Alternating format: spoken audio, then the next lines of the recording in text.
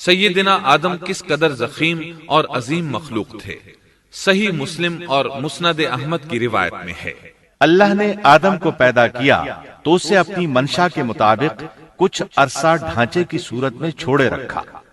ابلیس اس کے ارد گرد چکر لگانے لگا۔ اس نے دیکھا کہ وہ پیٹ والا ہے۔ وہ سمجھ گیا کہ یہ مخلوق اپنے آپ پر کنٹرول نہیں کر سکے گی۔ اس حدیث سے معلوم ہوتا ہے کہ انسانوں کی طرح جنات کا پیٹ نہیں ہے، صرف انسان ایسا ہے جس کا اندر والا حصہ کھوکھلا ہے۔ بہرحال اللہ نے انسان کو اس شکل و صورت میں پیدا فرمایا۔ احادیث مبارکہ میں آدم علیہ السلام اور ابلیس ملعون کا قصہ تفصیل سے بھی موجود ہے اور مختصر بھی۔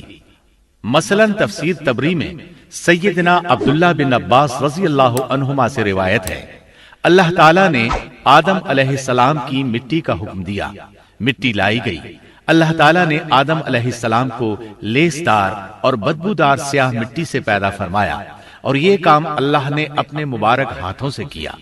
آدم 40 راتیں مجسمے کی صورت میں پڑے رہے، جسم موجود تھا لیکن روح نہیں تھی۔ ابلیس آتا، اس ڈھانچے کو ٹھوکر لگاتا تو جسم سے ایسی آواز نکلتی جیسے خالی مٹکے پر ہاتھ مارنے سے نکلتی ہے۔ اسی لیے اللہ نے بھی فرمایا ہے کہ وہ کھنکھناتی مٹی سے پیدا کیے گئے۔ آدم علیہ السلام میں روح ڈالنے سے پہلے ایک مرتبہ فرشتوں کا ان کے پاس سے گزر ہوا تو وہ کچھ گھبرا سے گئے۔ ابلیس کو تو بہت زیادہ گھبراہٹ کا سامنا کرنا پڑا۔ وہ گزرتے ہوئے ٹھوکر مارتا اور کہتا، تجھے کسی خاص مقصد کے لیے پیدا کیا گیا ہے۔ یہ کہہ کر وہ آدم کے منہ میں داخل ہو جاتا اور کمر کے راستے باہر آ جاتا اور فرشتوں سے مخاطب ہو کر کہتا، اس سے گھبرانے کی کوئی ضرورت نہیں۔ اگر مجھے اس پر مسلط کر دیا گیا تو میں یقیناً اسے ہلاکت میں ڈال دوں گا، اور اگر اسے مجھ پر مسلط کر دیا گیا تو بلا شبہ میں اس کی نافرمانی کروں گا۔ اندازہ کیجئے وہ تعجب کر رہا ہے کہ انہیں کیوں پیدا کیا گیا ہے۔ اس کی آدم علیہ السلام سے دشمنی کس قدر پرانی ہے، گویا ابتدا ہی سے یہ عداوت پر ڈٹ گیا تھا۔ بہرحال اللہ نے آدم میں روح پھونکی۔ اس مضمون کو قرآن مجید میں جا بجا ذکر کیا گیا ہے۔ اللہ تعالیٰ فرماتے ہیں، جب میں اس کو ٹھیک ٹھاک کر لوں اور اس میں اپنی روح پھونک دوں تو تم سب اس کے سامنے سجدے میں گر پڑنا۔ ایک اور جگہ فرمایا، اللہ تعالیٰ کے نزدیک عیسیٰ علیہ السلام کی مثال ہو بہو آدم علیہ السلام کی مثال ہے۔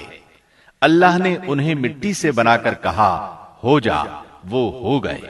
اللہ نے آدم علیہ السلام کو مٹی سے پیدا کیا، اپنے ہاتھوں سے بنایا، پھر اس میں روح پھونکی۔ اس کا مفصل بیان احادیث میں موجود ہے۔ جب ان میں روح پھونکی گئی اور ابتدا میں روح جیسے ہی سر کے اندر داخل ہوئی، آدم علیہ السلام کو چھینک آ گئی۔ فرشتوں نے آدم علیہ السلام سے کہا، الحمدللہ کہیے۔ انہوں نے کہہ دیا۔